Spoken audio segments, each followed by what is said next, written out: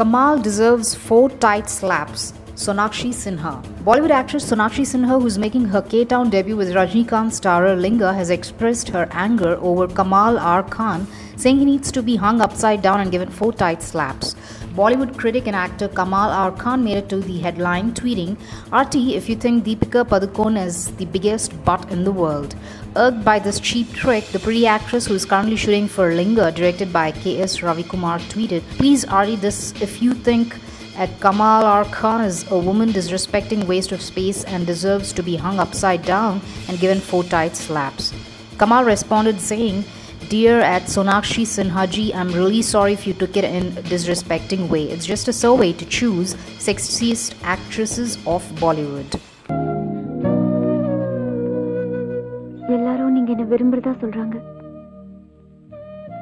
ஆனா உங்க மனசுல என்ன இருக்குன்னு எனக்கு தெரியல.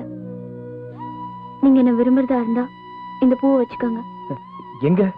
That's your problem.